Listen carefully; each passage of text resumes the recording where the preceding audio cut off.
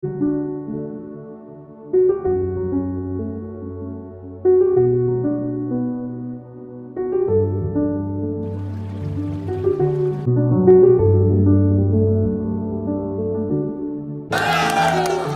Rail সংযোগ প্রকল্প উদ্বোধন শেষে প্রধানমন্ত্রী শেখ হাসিনা ফরিদপুর জেলা আওয়ামী লীগ আয়োজিত জনসভায় যোগ দেন।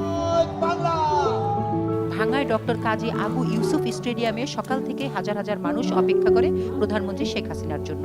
আমি যখন এই দেশে ফিরে আসি, আমার কোনো বিচার চাওয়ার অধিকার ছিল না। আমি পিছিয়ে যাইনি।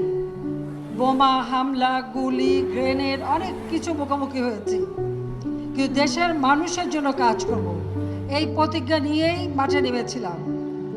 আমি কৃতজ্ঞতা জানাই বাংলাদেশের জনগণের প্রতি, কৃতজ্ঞতা জানাই আমাদের আওয়ামী লীগ এবং সহযোগী সংগঠনের সকল নেতাকর্মীর প্রতি। আমি তো বাবা মা ভাই বোন হারা, আমার তো কেউ নেই। আমার আছে বাংলাদেশের জনগণ, তারাই আমার পরিবার, তারাই আমার সব, তাদের জন্যই আমার কাজ।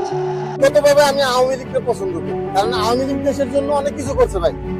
এই স্বাধীনতার পর থেকে শেখ মুজিবুর রহমান দেশটাকে স্বাধীন করছে এবং তার মেয়ে এই দেশটাকে উন্নয়ন থেকে একদম বিশ্বের দরবারে নিয়ে গেছে।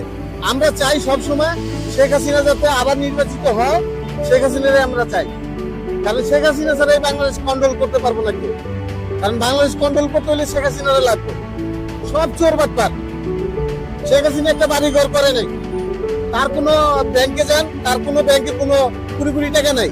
সে সবসময় মানুষকে দেখছে, মানুষকে সাহায্য করছে, আর সে বাংলাদেশের জন্য যা করছে এটা প্রত্যেকটা মানুষ মরার আগ পর্যন্ত বলতে হবে যে না, শেখ হাসিনা কাজ করছে। এখন আমরা চাই যাতে আমাদের আগে শেখ হাসিনা ছিল, শেখ হাসিনার